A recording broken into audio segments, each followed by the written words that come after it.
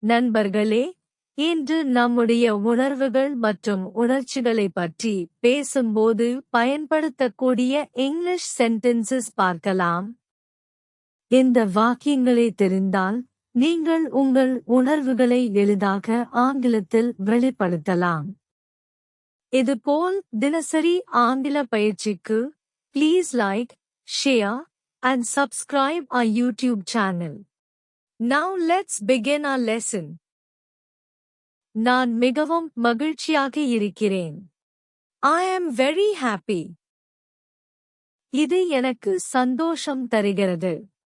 This makes me happy. இன்று நான் மிகவும் உற்சாகமாக இருக்கிறேன். I feel very excited today. நான் சோகமாக இருக்கிறேன். I feel sad. அது என்னை வருத்தப்படுத்துகிறது. That makes me upset. இன்று நான் கொஞ்சம் சோர்வாக இருக்கிறேன்.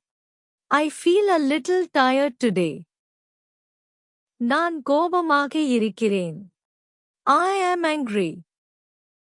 தயவு செய்து என்னை தொந்தரவு செய்யாதீர்கள். Please don't disturb me. இது எனக்கு பிடிக்கவில்லை. I don't like this. எனக்கு பயமாக இருக்கிறது. I feel scared. அது என்னை பயமுறுத்துகிறது. That scares me. நான் உன்னை நேசிக்கிறேன். I love you. நீ எனக்கு மிகவும் முக்கியமானவர். You are very important to me.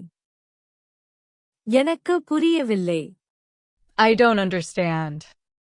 நான் குழப்பமாக இருக்கிறேன்.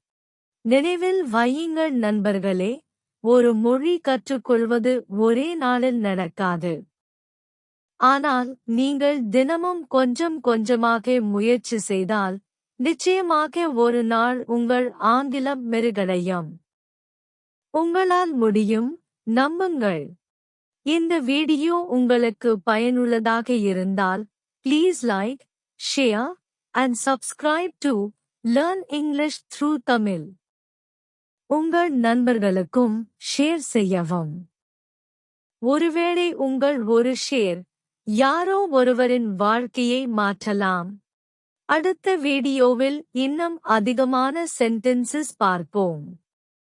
அதுவரை கவனமாக இருங்கள், தொடர்ந்து கற்றுக்கொள்ளுங்கள். கனவு காண்பது உங்கள் உரிமை, அதை நனவாக்குவது உங்கள் முயற்சி.